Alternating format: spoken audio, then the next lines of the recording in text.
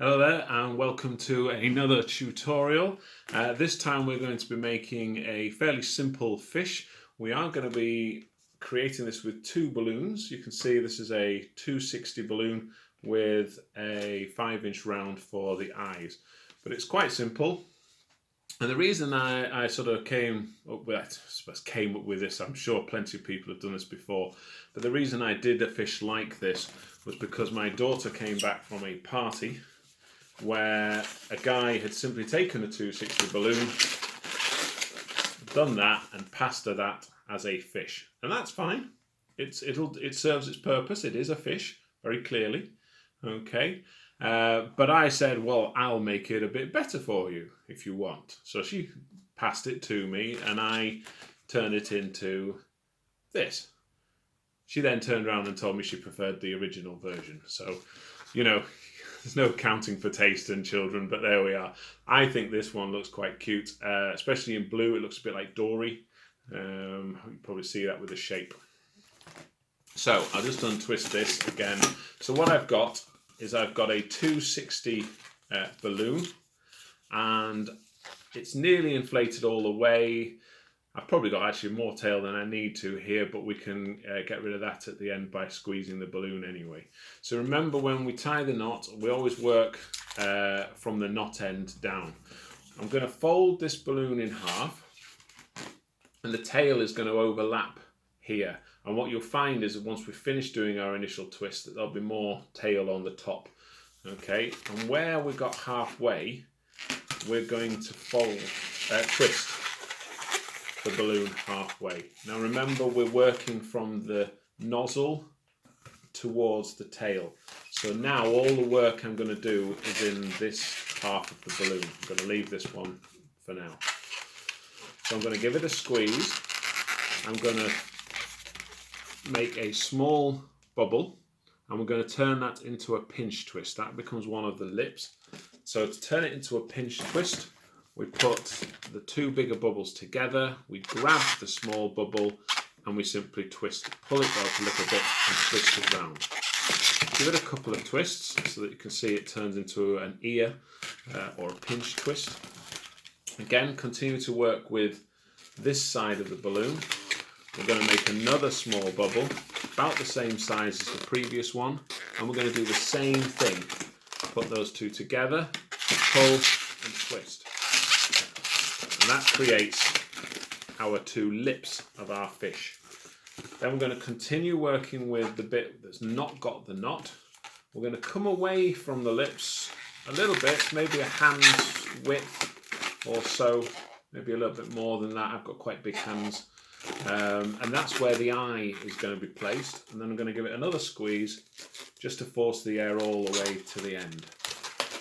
Then to make the tail, as before, we simply grab it, decide where you want your tail length to be, and twist the two together. Now to lock those in place, to make sure they don't come undone, we're just going to put one of these through the middle here. So we're just going to pass it through and out the other side. And hopefully now they won't untwist and come undone. We can then rearrange the lips on the front. And you could have it like that, perfectly fine. You could even give it a bit of a pull to widen the body a little bit, but that's fine. So now we're going to take our 5-inch round, which I've only inflated probably not even the size of my palm. Depends how big you want your eyes, to be honest. Obviously, the more you inflate, the harder it becomes to do anything with the 5-inch round. And we're going to put our thumbs and our fingers either side of the knot. And again, doing this in slow motion for some reason I find really difficult, but then we're going to sort of push those together, twist around that knot, hopefully getting the eyes about the same size. If they're not quite the same size, you just release the twist until you can push air from one side to the other. I'm then going to wrap the nozzle around a couple of times, and then I'm going to place this onto my fish design. I'm going to put the bubbles either side of the twist I did where the eyes are going to go. I'm going to push the eyes from one side to the other, and then to lock them in place so they don't come undone, I'm just going to twist them over like that. And that essentially is the fish done. And now I'm going to put a little bit of Sharpie art on there, just to give it a little bit of character. I'm not going to spend a long time doing that, but it just adds a little something. Lips are a bit askew there. Just adds a little something to the fish. Okay, so that's the fish with 2 balloons.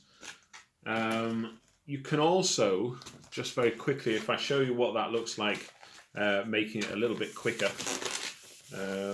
so that you've got an idea of how long these sorts of things would take in reality. Two lips,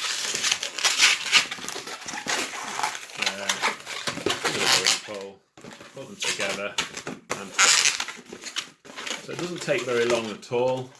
You can probably do a couple of these in a minute, or certainly one a minute, and with the eyes in place as well, not long, a minute a fish. Okay, but I wanted to show you how you could do the eyes if you don't have any 5-inch rounds, but you've maybe got a 260. So I've inflated this 260, 4 fingers, tied it off. I'm also then going to tie it off at this end. I'm not going to pull that knot all the way down to the bubble, just because I'm going to put a twist in there. So I'm going to split this in 2. For the rest of this, I'm just going to get rid of it. Now I should have brought my scissors, so I'm just going to have to give it a bit of a bite, sorry about that.